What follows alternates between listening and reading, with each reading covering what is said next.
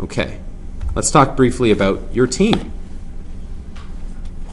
They're your biggest asset. I know people think of your team, front desk, dental assistant, hygienist, their liabilities. They're here, they're getting a check, they work for me. If you're the dentist, that's what dentists might say. That's the old school mentality. Yes. The new school mentality is they're your biggest assets. Without them, you'd be suffering. Hire slowly, fire quickly. David, what kind of diligence should dentists and practices be doing on staff before they hire them? One thing I would do is I would do a social media check. How are you with other people? How are you on the phone? To find the right person can be very difficult. Some people are quick to hire. They just need a warm body in the office. But sometimes that warm body can do more bad than good. For example, do the team members at your office, because we don't call people staff anymore, we call them team members. Do the team members in your office smile when they're on the phone?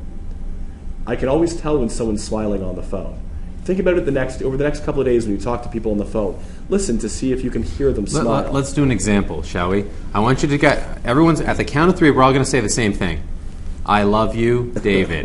Ready? But here's the catch. You're not going to smile. No smiles. No smiles. 1, 2, 3. I love you, David. Okay, now we're going to smile when we say it. Everybody smile? Ready? 1, 2, 3. I love you, David. See the difference it makes? Imagine on the phone what it would make. I mean, you can't see. I feel better when you're smiling. Yeah. Okay. Identify their disc. Who here has heard about the disc personality profile? Nobody, eh? Really? Okay, David's going to talk you through it real quick. All right, real quick. Have you guys heard of people say there's a type A personality? Forget about type A's or type B's. Think about discs. D-I-S-C. Your dominance, your influencers, your steadies, and your conscientious. And those are the 4 different personality types. Who do you know in your life who's a dominant guy or girl? Michael tends to be a D personality. I'm a D. Go-getter, motivated, likes challenges, likes tasks. And you want to know how he relaxes on weekends? He does Insanity. I work out.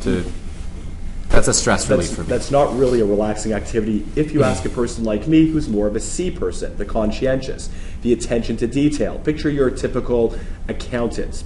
Think of lawyers. Even a lot of dentists or hygienists. Yeah. Detail-oriented.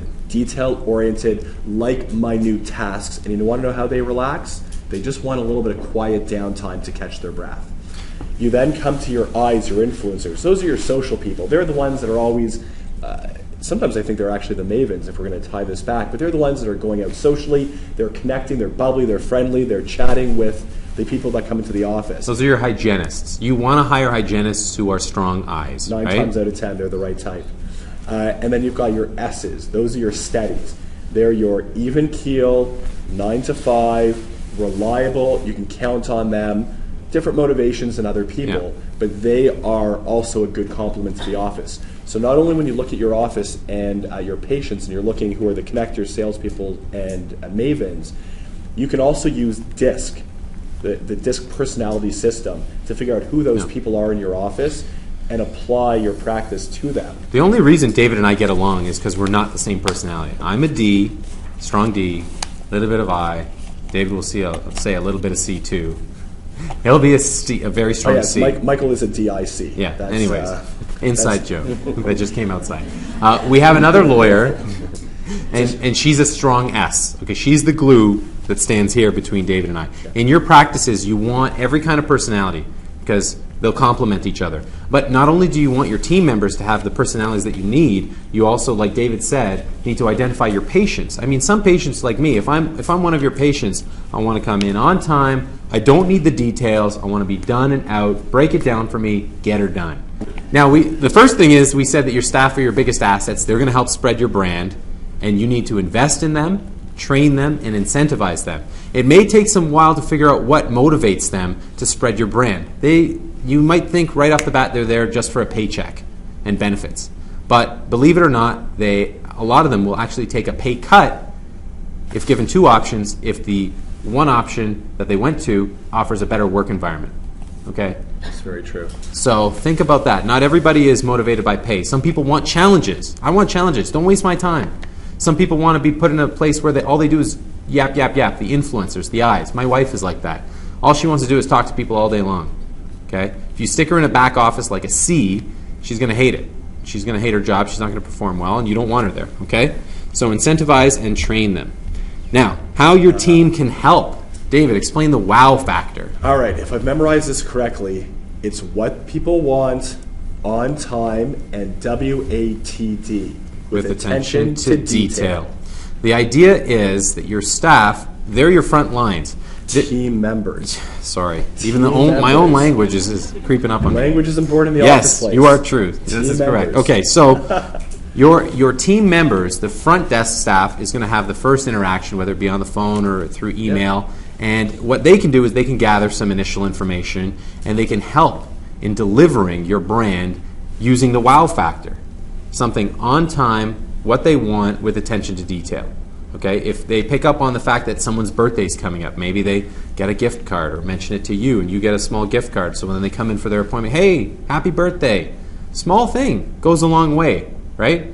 Or maybe they enjoy certain places and then your team members mention that to you and say, oh, you know what, I found this book at the bookstore and I was thinking of you, right?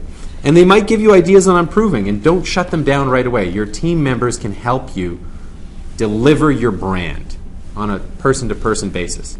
I like the second last one, responding my pleasure. Instead of saying you're welcome, you are welcome, say my pleasure. I picked it up when you go to all these hotels and they're doing such great things for you, and you're like, hey, thanks, man. And they're like, my pleasure, sir. And you're like, it's your pleasure? I never believe them. Amazing. I never believe them. But everyone says it. It's their pleasure. It's their pleasure to serve you. So try to introduce that kind of language. It actually goes a long way. And then identifying patient DISC personality profiles. Some of our clients use little stickies. They're a DI, they're a C, they're an S. And then you can kind of team them up or schedule them in accordance with what their expectations are. Now, importantly, I wrote down the word staff. You see? You should have edited this. Your team members and your patients. This is why we're doing a trial run, right, Wally? Got to get the word staff out of there and team members in. Just like we don't say cleanings anymore. We say active care treatment, right? And anyways. It's not a waiting room. It's a patient lounge.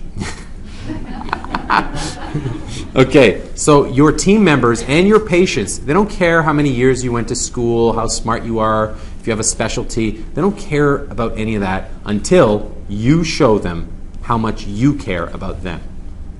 Does that make sense? So when someone comes to work for you, you have to show them, take an interest in them, and then they will give you what you want.